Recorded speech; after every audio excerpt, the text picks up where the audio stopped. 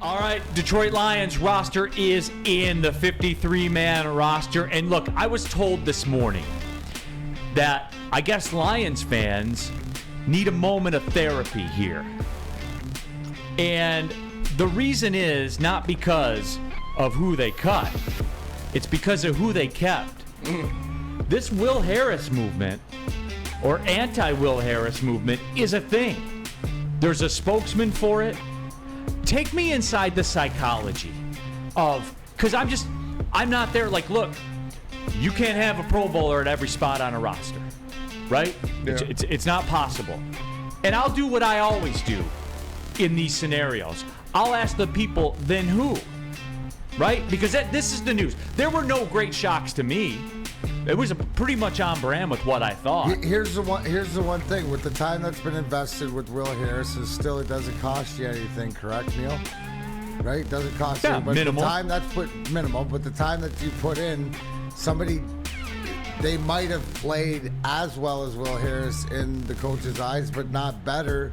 You know, so he sort of had a foot ahead of them than, say, like a Brady Breeze or somebody like that in the secondary or whatever. So, I mean, are you really shocked if anybody left off or left on? I mean, you know, couple decisions. Maurice Alexander or Dylan Drummond, you know, the wide receiver, because, you know, you see him making plays. But again, that's numbers. That's decided. Obviously, sometimes you have to do more than enough to crack the lineup. To get in the door, you have to do more than enough. Not just enough. Like, you could do the same thing as the other guy's doing, but he's going to get the benefit of the doubt. Why? Because they've invested time in him. Because he's been around. Because he does, you know, maybe does other things well too. Because he's got Brad Holmes' kids locked in his basement. Because Spenny, you never know. Like, whatever it is, that's an analogy. It might have been a deep stretching one, but yes. No, I mean, we've had Will Harris on the heavyweights at the Wicked Awesome Wishes and he's your guy event. Yeah, he's a very cool guy, very humble guy. He was great to talk to. It was a great interview, and he's versatile. Is why they keep him on the roster. He can do so what many don't people things. Get about this? Yeah. Guys, we're seeing this all over sports now. I've talked about this many, many times, D-Mac, and it doesn't matter the sport. Basketball, football. If everybody's the same, versatility is the key. Absolutely. How can I get more out of you? Basketball is the same way. Give me 5 guys, and I'll figure it out. Give me 5 guys that are good, and I'll figure it out. Or figure out how you fit in. What makes you valuable? You're more valuable because, you may be great in certain areas, but missing this spot. He's sort of like, you know, Doug Brown or the Grindliners, or, you know, it's something that it reminds me of the conversation I just had with Isaiah Livers going into Pistons season. All the talent there, looking to fill a spot. Can you be impactful for the minimal time that you're in the game, and being versatile? That has its privileges, and it shows you. That makes you more valuable than the next guy in line. In a salary cap era, man, that's the edge. That's the difference. That's what sets you apart. I know we do this a lot in this town, I notice. We get onto something either positive or negative, and we just go with it. We don't take a second to think about it. We just go with it. And I know this isn't hot takey, and it's not going to be plastered all over social media.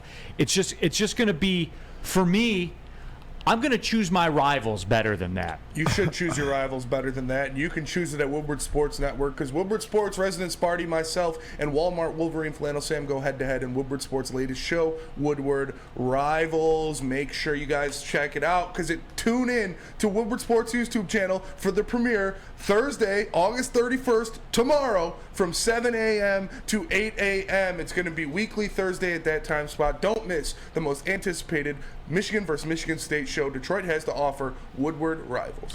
WoodwardSports.com chat thread talking about the disc golf thing. You guys amaze me. We could literally talk about anything with our audience on this show. We literally could. Yeah. I like to think our audience is a lot like you and I combined. Yeah. Jake Wegener says, safe money's on Paul Macbeth, 6-time world champion. Okay, Mick Bizzle, he throws it. He likes to spin it. He's got that late, hey, what do we like to say? Late the movement. Kiss? No, that little kiss. Oh, just the kiss drop. The little kiss drop. He's got a little kiss draw. That's one of them. Hey, 6 titles. Reliable. And I guess too, like, look, there are some questions, I guess you could say. Dirty South Wolverine. I bet Marky Mark's betting all his money on UMass to win the national title. They're in as of this week. Boston. They're absolutely in there. 40 Gumble says, Neil, I think there's some element of having Thomas and Lucas, if they clear, staying healthy while getting more practice reps, all while still having depth for the inevitable attrition. No, and I get it, and it just goes back to what D-Mac was talking about, what I was talking about. Versatility's key, man. If you can offer something extra, you enhance your chances bigly, I guess you could say, is a word that I like to roll with. Uncle Neil saw feet. There'll be a lot of yelling on that rival show. You think there will be? Yeah. How long do you think it'll take? An episode? A minute? Oh, it's going to happen this episode. We're recording it at 1:30 today, so. For real? Yeah. It's going to get hot and heavy in there. Yes. Zach says, where's my Ohio State representation? I don't know. Maybe Zach should be on the show. I don't know. But yeah, just as far as, and I noticed this was a topic of discussion too. Somebody asked, and the message were going too fast, so you have to excuse me.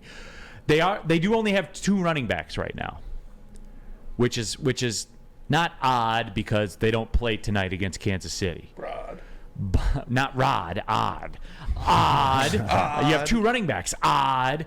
No, there will be a 3rd running back. When the ball kicks off in Kansas City, there will be a 3rd running back in some form or fashion. I don't know who that will be. I don't know what their target is, what the plan is, or anything like that.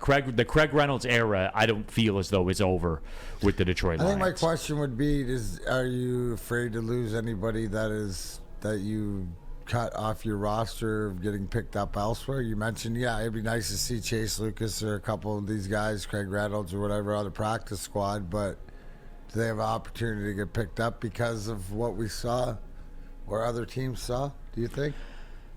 Possibly. I don't know, like the Or are we picking somebody up off somebody else's roster? They should be, right? Chase Lucas has all that tape, I was told. That big interception in the second half of the 3rd preseason game. Because guys are out there playing for their jobs, Neil. Don't dismiss that. So Chase Lucas has the tape. I assume he's been signed already, no? By the way, Myles Gaskin expected to sign with the Minnesota Vikings. Just saw that on the bottom line there. There's some guys out there. Do you want to get into that next segment about the potential running backs that could replace a Craig? Yeah, that's always fun, man. We got a list. We can definitely do that. Were you surprised with any across the league, or was there any shockers to you? Did you go, oh? Or was there anybody off anybody else's roster that you saw got dropped that maybe you could fit in here? We looking for any kickers? Because I saw wasn't there a trade? Wasn't there a kicker trade? And D-Mac, that was kind of the angle that has surprised me a lot about this is the trade market. The 7th round draft pick has become the de facto move to the front of the waiver wire. Wow, the 7th round draft pick is the bell of the ball. I mean, I see more 7th rounds flashing across the ticker now. Way to go, 7th round. Yay, 7th round. By the way, too, there's something I didn't do a good job of that I have to figure out on. Riley Patterson was a trade for a 7th round pick, right? Mm-hmm. A conditional 7th round pick. I don't know the conditions of it. I don't know the conditions of it either. I'll have to dig a little bit on that. But he was a 7th round pick trade. So, we will discuss the kicker situation, too. I will pat myself on the back again, D-Mac. I'm doing that a lot here today. 1, I created Sam Flannel. It's true. Number 2. Wait, and you're patting yourself on the back for that? Yes. Got him! Okay. Absolutely. Number 2, I told all of you about this kicker situation that has become mainstream in the sports media market in this town now. Everybody's talking about it. It's almost like they listen to Woodward Sports Network around town. It's really wild how that's going down. Everybody wants, to sign Robbie Gould or trade for another kicker. So, D-Mac, all I'm doing is just saying, give me my flowers. That's it. So are people not giving you your proper flowers yet? I haven't heard it. I haven't heard it publicly. Not up to your standards? No. Well, we know that Sam hasn't said thank you and stuff like that. No, he hasn't. And You know what? You might. I was just thinking over here. So, like, Jeff Iafrate is sort of like your golden child, more than less. And then Sam Flannel you created. Was that just because you got tired of creating something in good form? You wanted to see what it was like in bad form? Yeah, 100%. 100%, just for your own amusement? Steve says, and you never will, Neil. Okay, you can deny the truth all you want. Burns says, Will Harris is versatile. He will be the third running back. That's fair.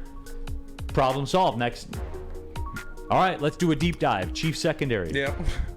313. Let's get into it. Juicy Jeff doesn't get granular like Neil, though. Well, that's because you're protected by Guardian Well, Alarm. 100%. And everybody else, should be.